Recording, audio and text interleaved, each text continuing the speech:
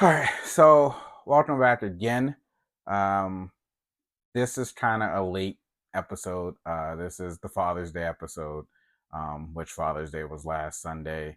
Um, this episode was really hard to shoot, so it's why it was delayed. Um, goes out to all the fathers, stepfathers, grandfathers, people that play a fatherly figure role. This just goes out to you guys and how much you're appreciated. I'll talk a little bit about my dad. So this was my third Father's Day without him since he passed. Um, and I this one was probably as hard as the first one, but harder than last year when it was 2 years. Um, like my dad, he was my first best friend. I even said that at his celebration of life that we did after he passed. That he was my first best friend. But his parenting style was like it's kind of funny. So I think my dad, I think he spanked me maybe 4 times in my entire lifetime. My dad was a talker, so he would lecture you, um, and lecture you. I even remember like when I graduated high school. Um, graduated high school. I won't tell you when because I don't want to give out my age for those that may not know my age.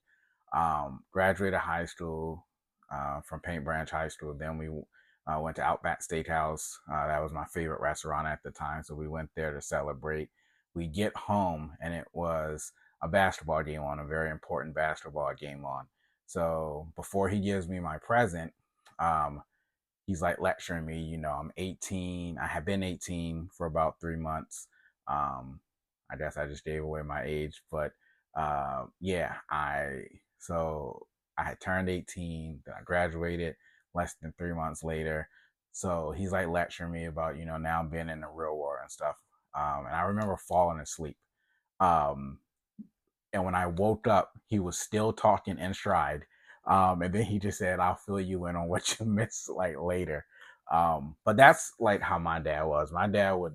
He would lecture. He felt it was best to really just kind of explain what you did wrong, the thoughts. One thing he always taught me was is not what we go through, but how we react to it that defines us. That's something that's like always stuck out with me, and it's something that um, I say to my kids and I instill in them.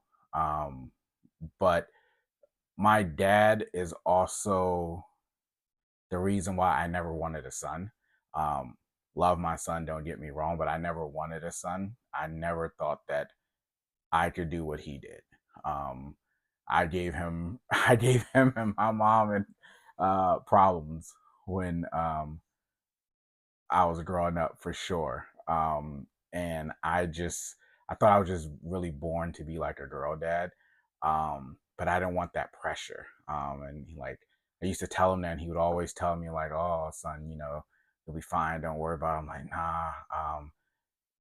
Like I literally mean like if I could be half the father my dad was, like then I'm somebody. But my dad always raised me to be better than him, which I would always kind of argue with him, and be like, not possible, don't even want to try it. But that's what he felt like. He always felt like you raise your kids to be better than you, have better than you, um, and stuff.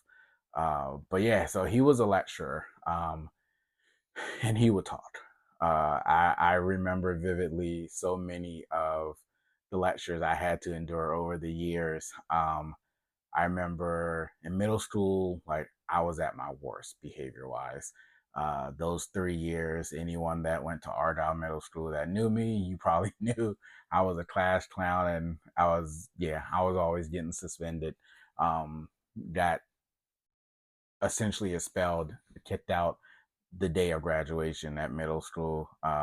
Did not make my dad happy. He came home real late that day, which I think in hindsight may have saved me. Um, but it was just like growing up with him and like being around my dad, like the bond we had a great bond. I tested that bond many times, but he never let it break. He would always keep our bond together, um, and stuff. And I just remember like what I've always said. What I like once I got really old enough to really understand how it is being a father, and being a man.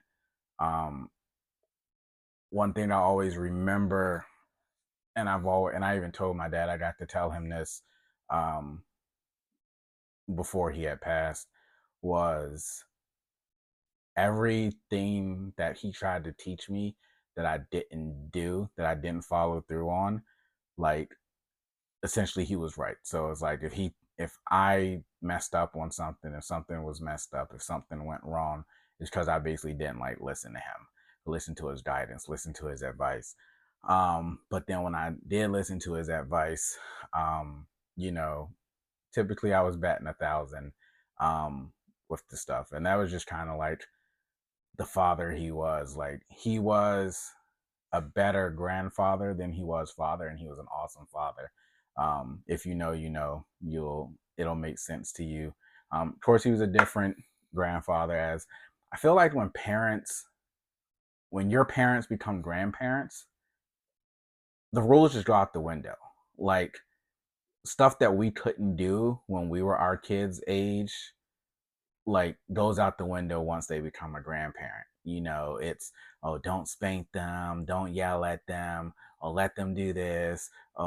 And I'm just like, bro, like, where did this change? Like, who are you? He was definitely soft as a grandfather. I can say that because he's not here to knock me out and question me on it. But he was definitely soft. He was a bit teddy bear when it came to his grandkids for sure, um, and stuff. And I remember like when he first met my wife. Um, Obviously, we weren't married at the time, but he knew where things were going when I decided that I wanted to propose to my wife. Um, he was the first person I went to because, I mean, my dad's, I wouldn't necessarily say his approval, but I guess you could kind of say like his approval meant a lot to me for most things. There were some times where I didn't, not necessarily not want his approval, but I just knew it was a decision I just kind of had to make on my own and just kind of go with it. But with that, I remember it was funny. So I we worked together. More on that a little later. So I emailed him and I'm like, no, I went into his office. Sorry, I was like, hey, what you doing for lunch? He was like, I haven't decided. I was like, hey, let's go out to lunch. My treat. He was like, okay, I'm intrigued. I was like, and I'll drive. He was like, okay. So we go to Red Lobster. It was like a place. It was like near where we worked, and it was a good place that we knew to kind of get in and out of. It wasn't really as crowded during um the lunch time. It was like a good crowded, like it was moving and stuff. So he was like, all right, Tony. He's like, what'd you bring me here for? Because you never offer to treat me to anything. So I was like, Pops, met this girl.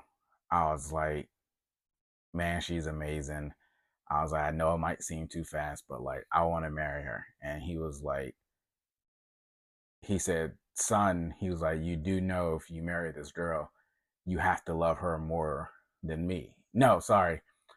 He said, his exact words were, who do you love more, her or me? And I was like, Pops, I love you. Like, you're my first best friend, our bond. But I was like, her. He was like, now you understand. Now you get it. Yes. And that meant the world to me. So then when he met her, um, it, my dad, and I think I kind of get it because I hear people say it about me. My dad could come off scary. Like if you just like look at him and you catch him when he's not smiling, like he's a little intimidating. But that day he wasn't. Um, it was just he was kind of like a teddy bear and stuff. Um, but that's something that always like just stood out um, with him. But just the kind of father he was. Um, he believed in me even when I didn't believe in myself. I remember one time I was in school and I just like wasn't getting it. I just like could not get good grades. I didn't get bad grades in this particular time, but it wasn't like the grades that I thought I could get. And he sat there and like wrote a song. I won't try to butcher the song, but he wrote a song that really like lifted my spirits. And then there was another time, just the kind of father he was. He stayed up till like midnight, study helping me study for a bit test that I had the next day, like using note cards and stuff until I had like all the answers memorized. Um, and then like it there's so much I could say of like why he was a great father. I'd literally be here like all day. Um, but if you remember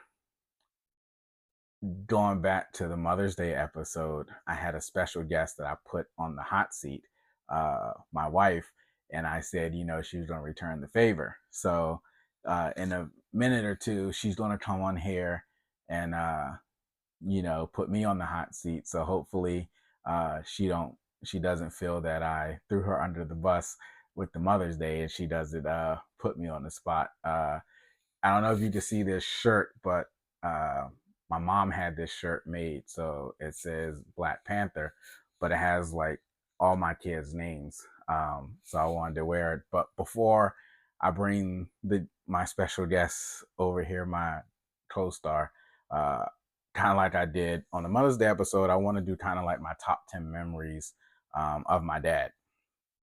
Um, so I'll do like I've always done, countdown 10 to 1.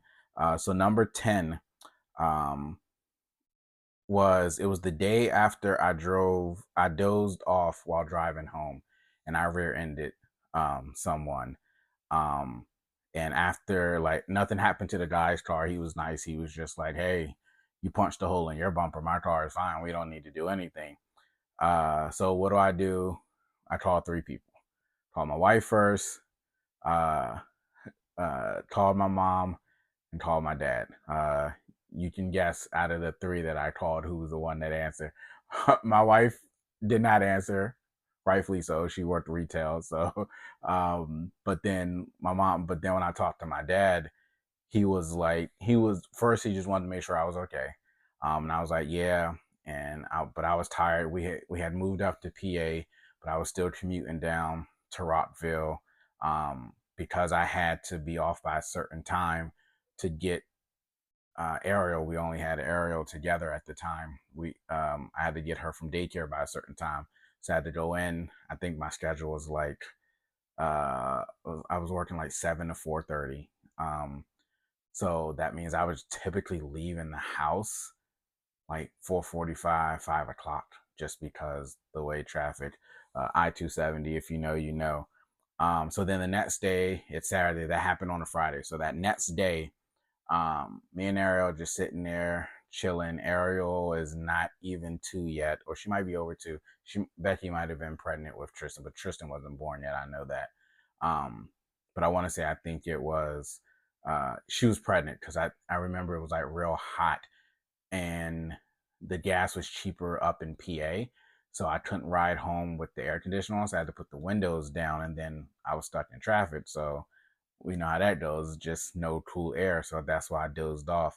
So I'm sitting there with Ariel, and then there's a knock on the door. Open the door. Who is this? My dad. I was like, yo, Pops, what are you doing here? He was like, you fell asleep. You need some sleep. I'm here to spend time with my granddaughter, and you're going to get some sleep. I'll say it. I'll be nice with the way he said it. Um, and yeah, he just sat there, read books to Ariel. Ariel loved it. Um, if you know Ariel, she loves being the center of attention, so she loved it. But I remember I slept for like an hour, hour and a half. I woke up just to kind of like, hey, Pops, you good? You need to go home? Or he's like, no, I'm good. I'm spending time with my granddaughter. Go back to sleep. Um, so that's something I always like remember from him because he gave up his Saturday and like he worked so hard, during the week. He basically did the same commute I did, but his commute was actually maybe a little longer because he lived further north than I did. But we still kind of traveled. We traveled to the same building though. So he gave up his Saturday so I could get some sleep. So I appreciated that. Number nine, oh man, playing basketball together definitely got better uh, when I started to be able to beat him. But I just remembered we would go up to building four. All my folks where I used to work, they know what I'm talking about. But we would go up to building four, and we would get up there if it was, we would normally go on a Saturday because obviously Sunday was football, depending on the time of the year. But we would go up there and we'd probably play we would probably typically try to treat it like an NBA series. So we probably do like the best out of seven. And then, we have like Gatorades and stuff. It's intense. Talking trash. It got to a point where, you know, he stopped letting me win. And then he finally just owned up to the fact that, okay, his son did get better. I didn't win every time. Obviously, I'm not gonna sit here and lie that, but it did get to a point where I started to win more than I was losing. But um, I just remember those Saturdays, playing basketball with him, talking. We would talk while we were playing basketball, in between talking trash, and in between him hitting a jump shot from the corner, or me driving and laying it up, or me hitting the jump shot. So that was something I always loved doing with him, and it was fun. Number eight, was him essentially being my best man at our courthouse wedding and signing as the witness. When we first got married, and again, that's something we'll talk about kind of later, but we got married at the courthouse. And, at the time, we were allowed 20 people, and the bride and groom counted. So essentially, we're only allowed like 18 more guests. And you kind of had to have someone stand up there with the groom, with the bride, one person each that would, essentially sign the book and sign as like a witness of being there. So, I mean, obviously, who else was it going to be? I didn't have a son then. It had to be my dad. It was going to be no one else. And what was funny when I told him about it, he seemed shocked, and I was just like, dude, who else would it have been? Like, it had to be you, because when he got married, it was me for him. But I love that. I remember that. And he tried to outdo me though with his suit, but what he didn't know was that my wife got gangster with me, and she's the one who made me go look for a tux and try it on, and we picked out the colors and stuff. So he didn't upstage me, but he tried to.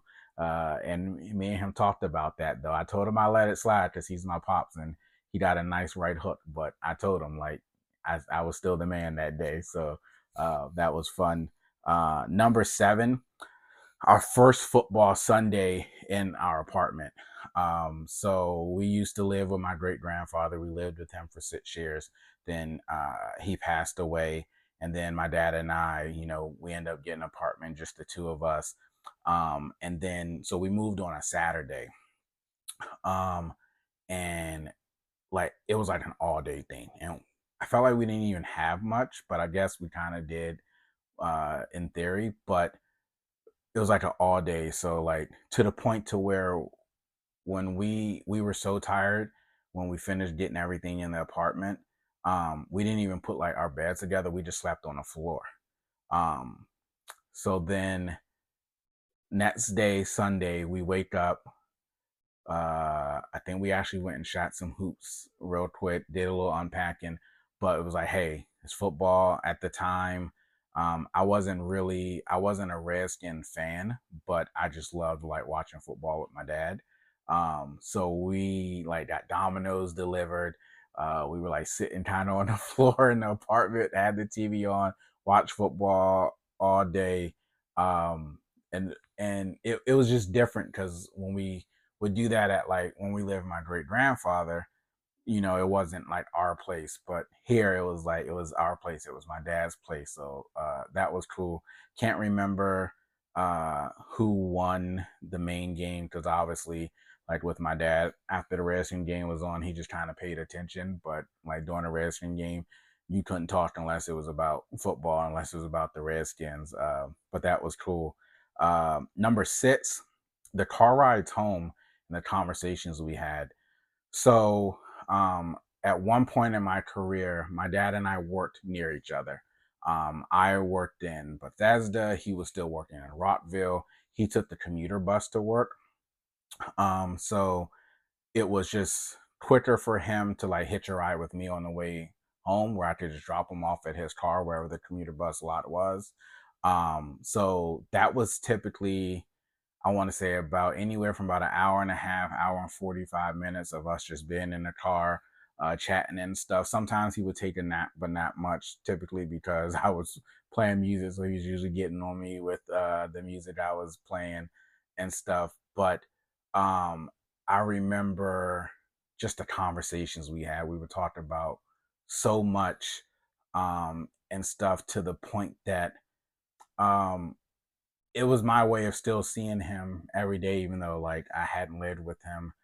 I mean, this was in 2015 and 2016. So, I hadn't lived with him. I moved out when I was 21. So, um, but I remember those conversations, and they were just real conversations.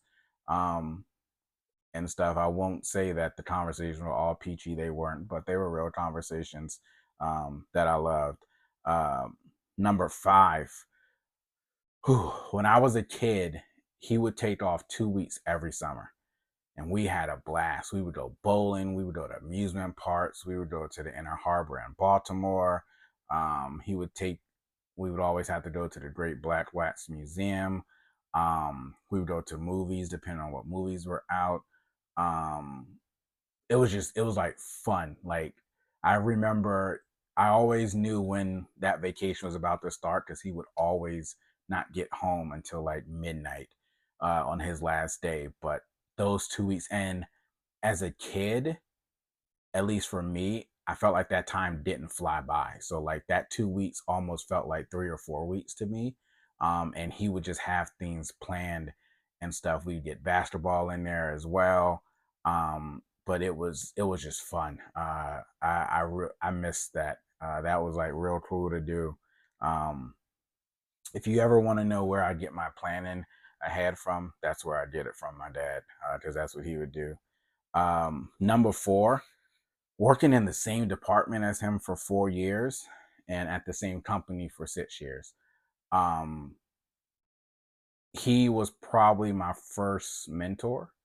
Not probably, he was my first mentor, and working in the same department as him. And again, I wasn't living with him, so it was my way of still seeing him, essentially Monday through Friday. And sometimes he would come down to my apartment on the weekends, or I would drive up. But working with him in the same department for 4 years, that was special to me. Um, I think I'm one of the few people, at least that I know, basically, that had the honor and privilege of working with both his parents at some point in their career. So I love that. Number three um, was him coming to the hospital and holding my two youngest kids when they were born.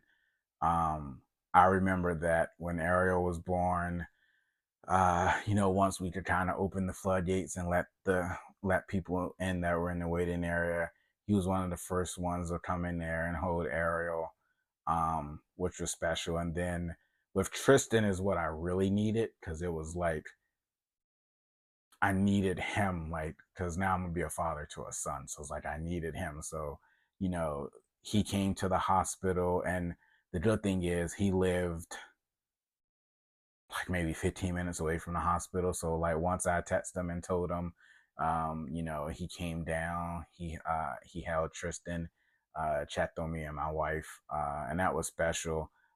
He didn't get to hold my oldest, But when he finally saw her, that was cool too, the first time. So I would really say it's kind of like the first time him seeing my kids, his grandkids. Um, Number two was him coming home from the hospital in 2016 after he had his heart attack and then 2 strokes in 5 days.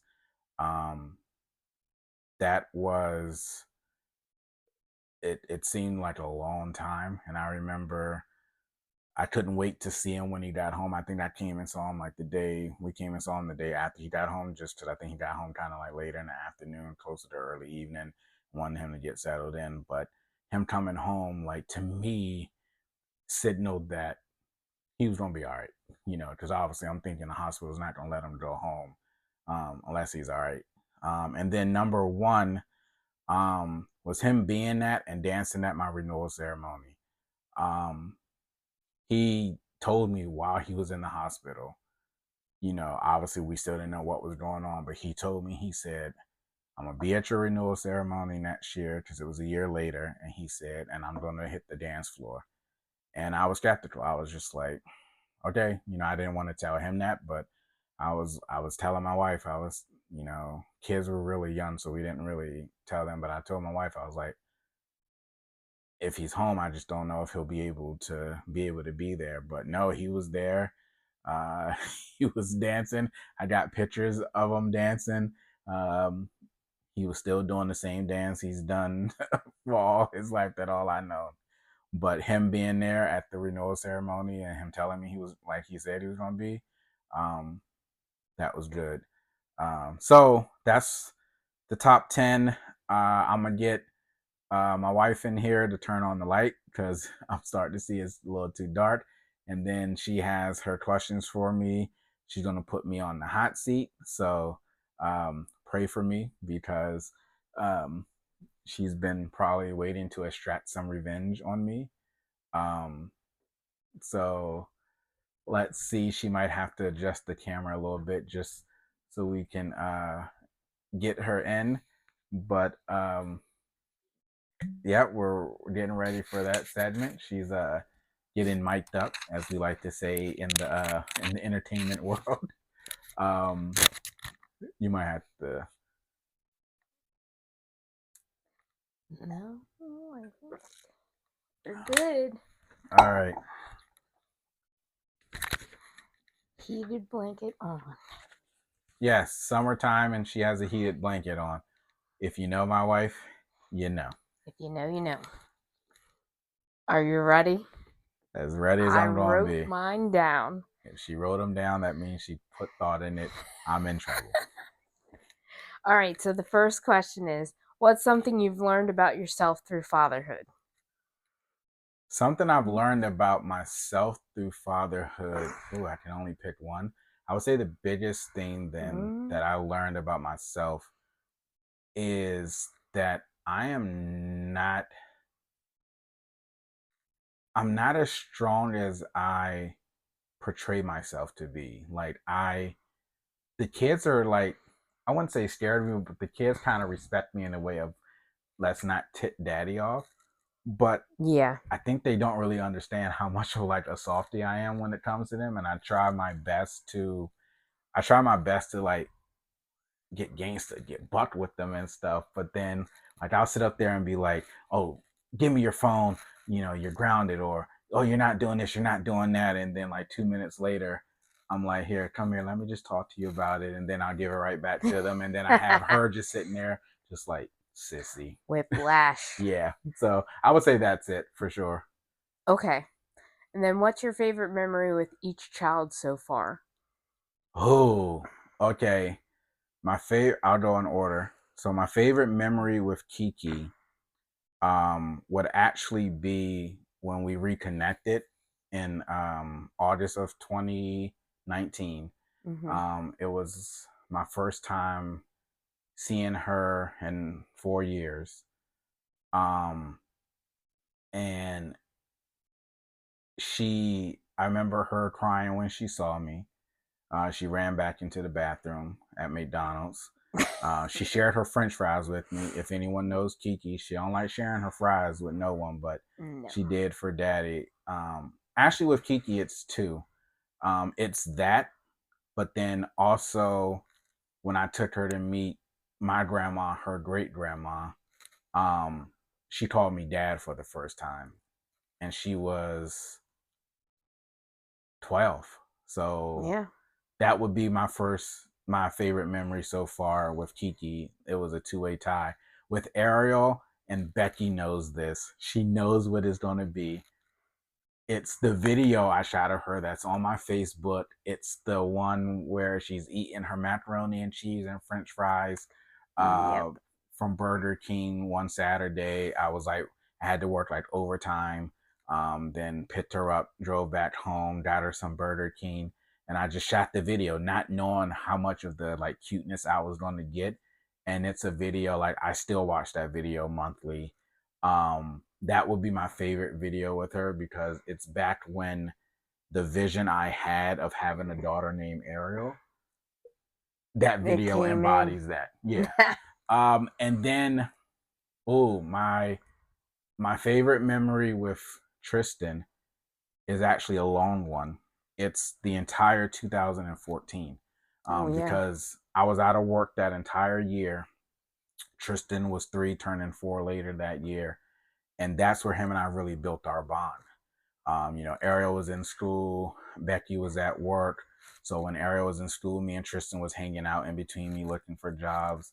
The pictures I snapped, Becky knows the one I'm talking about with his Buzz Lightyear hat, waiting Yes. for Ariel at the bus stop. But really, for Tristan, my favorite would be 2014 because that's what I don't think without 2014, I don't know if the bond him and I have would be there because where I was working at the time, and I would literally get home, pick them up from daycare, it's baths, dinner, and then bed. Like because then it's just a that we didn't really have much time, but that year Yep. we really got to spend time together. So it would be that, but then also this past school year, him being a freshman, where he didn't have football on Sunday, we watched football every Sunday. So Every to Sunday. me, it's like I'm getting to do with him stuff I did with my dad.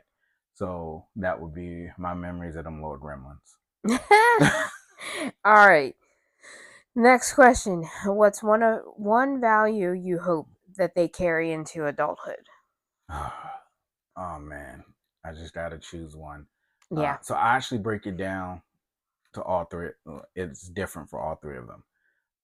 For Kiki, I want her to really just get a grip on her decision making. I feel like at times she will make the wrong decision and too stubborn to reach out and ask for guidance. Like she doesn't live here anymore, so I think she thinks like, oh, I can't ask daddy this because I don't live there. No, it's like I'm still your father. You just don't live here anymore, but still. Yeah, So it'd that be doesn't really go be away. for her to become a better decision maker. With Ariel, it would be not being a follower. Really just kind of stop trying to be the next this and the next that and just be the first Ariel. Just be yourself and see what that looks like. And then with Tristan, to understand that, with him coming to adulthood, that means him becoming a man. Like the dryness, with him just sitting there and just kind of being isolated and stuff, like really go out there um and just stop being dry, like really just open up, not saying that you got to be a social butterfly, but don't isolate yourself. And then collectively for all three of them, I would say something I would love them to do is be financially stable and travel the world. Enjoy it. So Yeah. that would be again for them gremlins. And what's something that you appreciate about me as a parent? I can only choose one. Yes, just Um, one. Or we're going to be here all day. I to be honest, I appreciate the no days off. I appreciate how you can go to work. I work from home, but you actually go into a workplace every day, and it can be anywhere from 4, 7 to 10 hour days, and then you come home, come through the door, and then you flip the switch of wife and mother. Oh, you know, the husband wants this for dinner. The daughter, because if you know Ariel, she's picky. She wants something different. Sometimes she'll make Mm. 2, 3 different things. Sometimes 4 different things.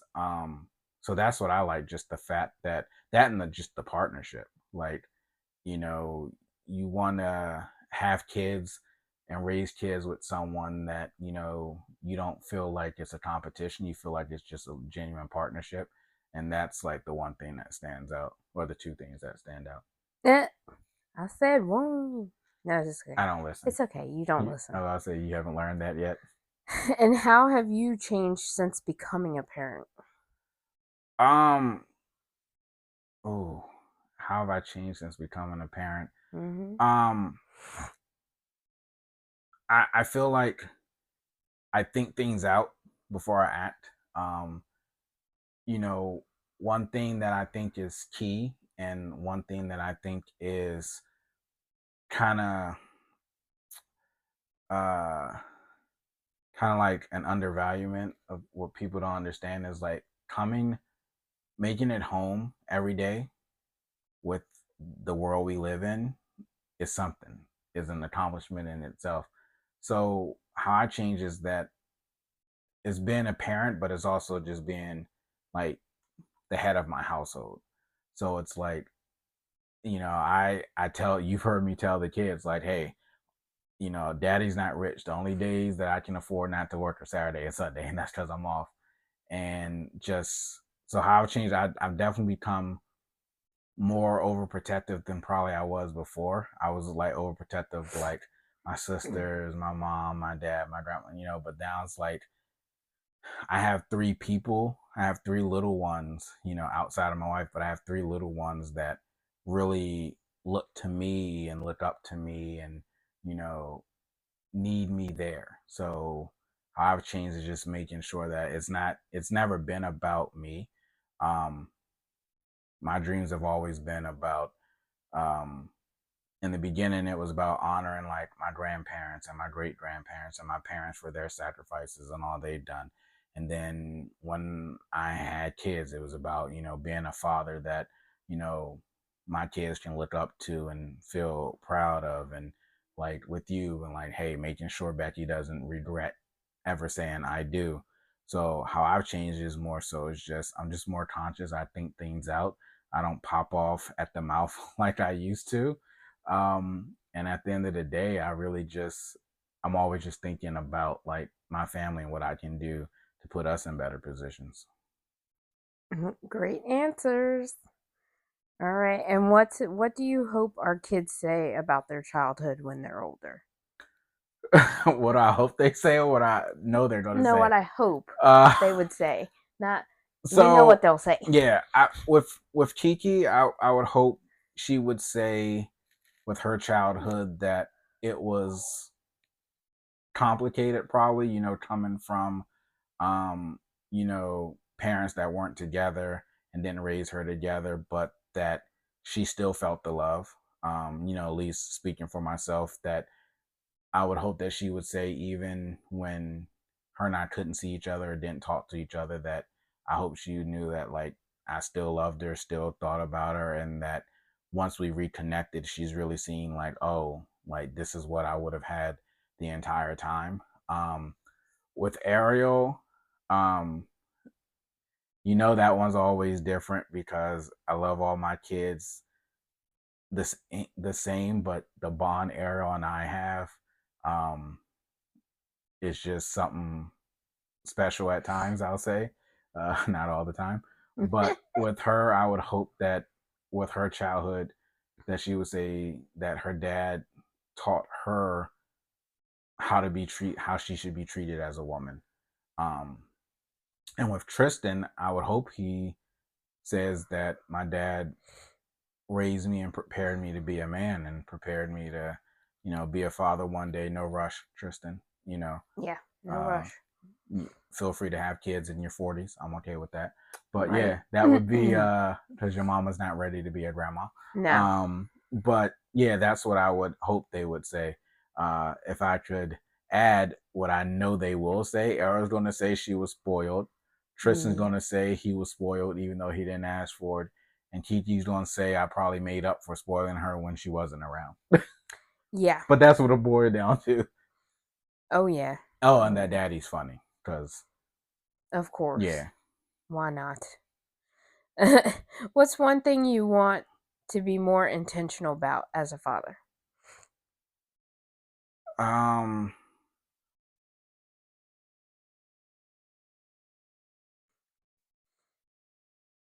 being a present father, always. I think that will always be number one for me, even as they grow up and they go through their different stages and they even go out there and kind of start their own life. I still want intentionally to be a part of their lives.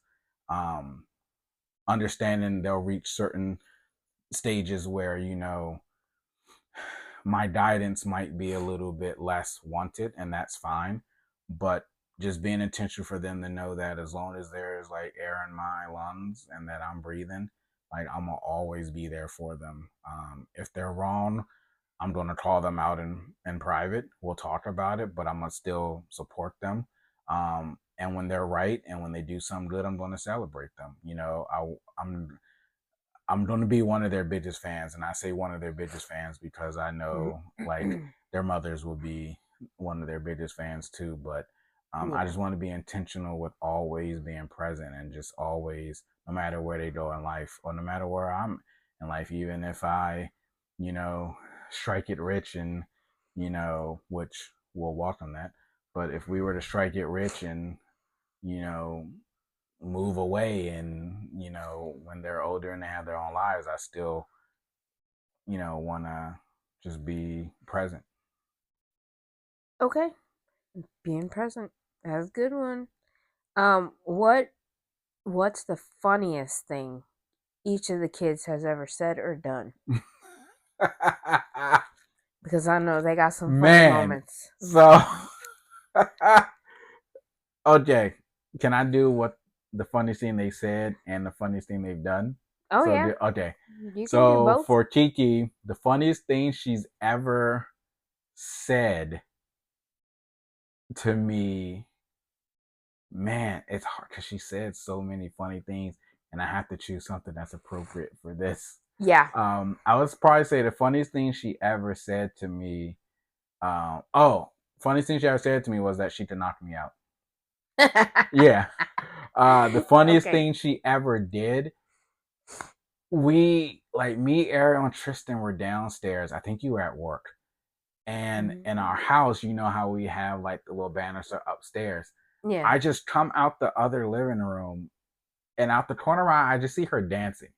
No music, no one's there, and I'm just like that. And the other funny thing she did was when she tried to do the Michael Jackson lean. You remember that did not land well for her. She Ariel, landed I was gonna alright. say Ariel. The funniest thing she ever said, other than what she said the other day, what made me spit out my water. I can't repeat that though. Yeah, we're not The gonna repeat that. funniest thing she ever said um, was was man, like it, because again Ariel's funny too. Funniest thing she ever said was that she could beat me in basketball. I believe she said that at one point.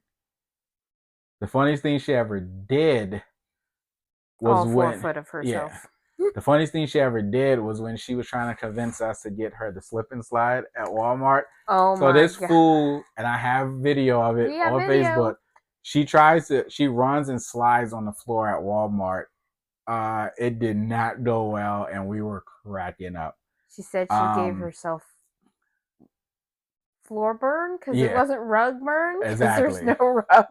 That was funny. Like it actually just came up as a memory either yesterday or today, and I was cracking up. That was pretty funny. Tristan, the funniest thing Tristan has ever said was Ariel was talking with an old friend of hers, and they were talking about unicorns. And Tristan said, "A unicorn is just a horse with a party hat on." And I hit the floor. That and the second tied for the funniest thing he ever said. He um he made a jump shot on this little hoop we used to have at our old house, and then he was like, "Daddy, you ain't got no game." He learned that from someone from daycare, so that Yep. always trips me out. And then the funniest thing Tristan has ever done, um, funniest thing Tristan's ever done, I would probably say, um, is when him and I would have like our little play sword fights when he was getting his swords, and I was like, I would take one, and then he would like, we would like kind of battle and stuff. I'll probably say that that's it. I should have anticipated that question so I could have been more prepared. I had to freestyle that, but yeah, Well, you have to because I mean, you're the hot seat, yeah, it's just hard so with them, you don't especially with the girls, know. because they do and say a lot of stuff. I'll say that. Yeah. What's a parenting hack you swear by that you'd like to share with the audience? You asking me to let Oh, out soon some come out trade some. secrets. You got to give a little bit. So a parenting hack. Um, I think one that I swear by that I think I've done, and you can fact check me on it. I think the one thing I do, a parenting hack that I do to kind of stay involved in what's going on in their lives, I always like call them, I at least call them in my room at least once a day and just kind of check their temperature, kind of have like an unofficial family meeting type, see what's going on, see what their schedules are looking like. Um, that and also pay attention. So any social media they have, I have. So if they're saying things, if they try to speak in code, essentially, I'm up on that code so I can read between the lines. So I definitely also, that's another hat, staying in tune with their lingo, because that's key, with these kids, especially with two of my kids. Yes, because they might be saying you're chopped and Yeah. we don't know what you mean. Oh, I know what they But mean, now we but know. they Now won't we try that know. with me. Uh, what's one thing you thought you'd be strict about, but you ended up being chill about? Cell phones. Um, Oh, yeah. yeah, let's see, they got their cell phones in 2017. So Ariel was Wow. 8, no 9, sorry, She was, yes. and Tristan was 6, almost 7. So yeah, they've had cell phones. Since they were little. Yeah, and both were smartphones too. Yep. So it wasn't like it was like the old school flip phone. So I think that's definitely one thing, um, that stands out for sure. Um, and I think I regret that too. Well, Uh, some kids go through trials with cell yeah, phones. Let's just be honest. yeah. All of them will. Which kid is most like you, and how do you feel about that?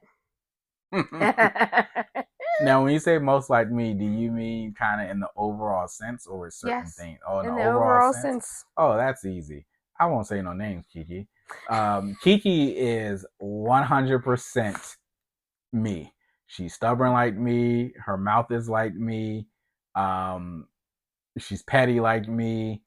Mm. Um, Actually, I'll probably say a tie. It's No, if I had to pick one, it's Kiki. Yeah. With Ariel hovering, I would say Kiki is like 99.9% me. Ariel's like 99.8% me, and then Tristan's like 15% me. If like just the sports. Outside of that, Tristan, like, he don't listen to music. Yeah, And you know me, I gotta listen to music. Even yeah, I so but know. yeah, He likes sports. Kiki's definitely the most like me. And I apologize to the world and her future husband for that. That tells us how you feel about that. Yes. All right. What is one of the funniest parent fails you've had so far? Funniest parenting fail.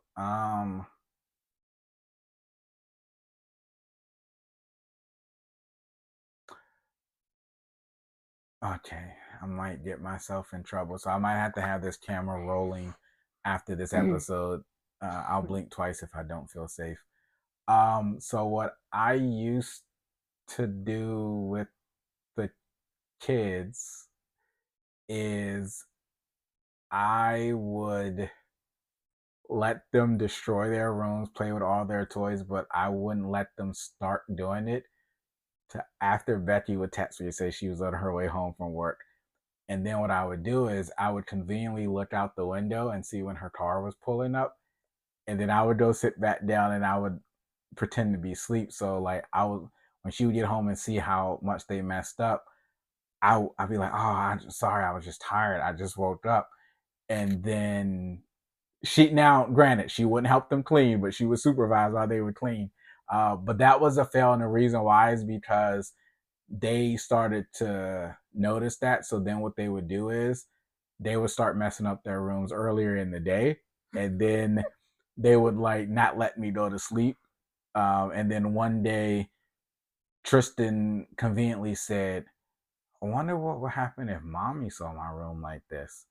And that kind of let me go on and clean this up. So that, and then one fail, and then she knows about is when Tristan was in diapers. I would like if I knew she was gonna be home in like 10, 15 minutes, I'd just be like, all right. Arrow would be like, Daddy, brother, need change, and I'm like, Mommy be home in like 10 minutes.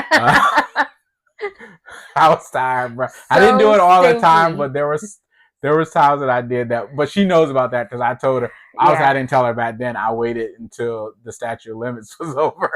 So I There's told no her, yeah, statutes I of told her like last limitations. year. But yeah, Rude. those are yeah. I can never choose. It's hard to choose one with the age the kids are. Yeah, So yeah, true, true. Oh my gosh. Yeah, don't tell me anymore. I'm I get won't. I'm getting mad over I here. know What is you might not need that heated blanket no more. for real? What is something you wish you could tell your younger self before having kids? Oh man, This she is an set ode me to up. yourself. One thing I would tell myself, my younger self, before I had Mm-hmm. kids would be don't have girls. Don't have girls. Um, Boys are easy. I was gonna say to be honest, that would be it. Don't have girls, which is crazy because at one point all I wanted was girls. But yeah, it would be don't have girls and um and them kids ain't worth nothing. But nah, it'll be don't have girls for That sure. famous bumper sticker, F them kids. Yeah, I know. I'm trying to keep it PG. That was PG. I didn't say the word. I know, but I would have said it. That's why I was like, Okay, yeah, don't say it. but yeah, What's something you wish people understood about fatherhood? man. And I kind of knew this question might come up, and I've been kind of thinking. So one thing I wish people knew about my fatherhood, and I say that because it's father is different for everyone, is how much I worry, how much like my brain never turns off. I'm always worrying about something. I'm always worrying about making sure everything's right. Um, I walk around where it's just like just paranoia consumes me. It's like, I want to make sure I always have a job, so I always have income so I can always provide. You're always worrying about your kids every time they're not. Always worrying about my kids every time they're not in my sight. If I Mm-hmm. can't see them, so if Ariel's out, I'm worried who's she with? Is she okay? Who else is around? You know, Tristan like playing football. I'm like, oh, he's little. What if he gets hit?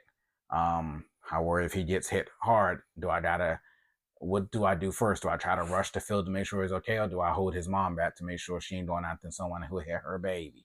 And then with Kiki, Kiki, I worry about probably the most because she's so like me. But when I was younger, she hasn't grown up yet into the woman she's going to be, and that I hope she's going to be.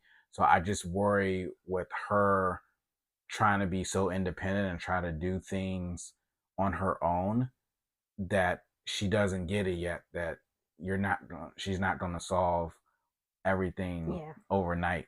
I mean, I still haven't figured out everything, and I'm older than her. So yeah, it's Yeah. just with me being, I worry 24/7. Um, even if even if I know where they are, even if they're in the house, I'm still worrying. Just It because this never goes world, away. it's the world we live in is just, it's not the same world I grew up in. So that's it. Okay. No, this is my last question. Thank What's you. one thing about becoming a father that surprised you the most? um,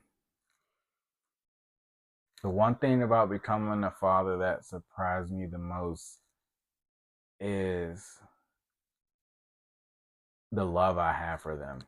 I always knew I would love my kids, but I didn't know that love was unconditional. I didn't know that they could say or do some of the meanest or harshest things, and it might make me upset with them. It might make me disappointed, but it never changed my love because I'm the kind of person, you know me. Like, Oh yeah. someone makes me mad, someone does me wrong, I'm done with them. I can't I can't do that with my kids. I know some people do, but that's not how I was raised. It's not how I am, and it's not the person she married, so she wouldn't let me. But loving a child, um, you have to love your child when they make you proud, when they upset you, when they disappoint you, when they hurt you. Um, and it's that love, like that is, I can't describe what that love is like being a father. Um, but I like to look at, those are three guaranteed things that I've done right so far. Um, even with setbacks, but still. So that was, yeah, I would say that's it 100%. Um, they're gremlins, but they're my gremlins. Oh yeah, they're definitely gremlins. Um, but I would definitely maybe sell two of them. But so It's the yeah. girls. Um, so I'm sweating a little bit from being under the hot seat. Hot seat. But so that's it for this one. Um, stay tuned. Be another one coming for you, coming next week. Um, still don't know what I'm gonna do yet. I got a couple. I got some ideas. Parenting, relationships, uh, financial, grief, and some other options. So just stay tuned. You have to see which one I choose for next week. But thanks everyone that watches. Thanks for watching. Um, Don't forget to subscribe. subscribe if you want. I'll never push it, but I'll push subscribe. it. And happy belated Father's Day to all the fathers, stepfathers, grandfathers. Um, you know, it was our day. My Father's Day sucked, but not, my wife did good, but it's other stuff that just, and then just what the day means now. Yeah. But uh, hope everyone enjoyed, um, and see you next time. As you see Thumbelina get up so she can press stop now.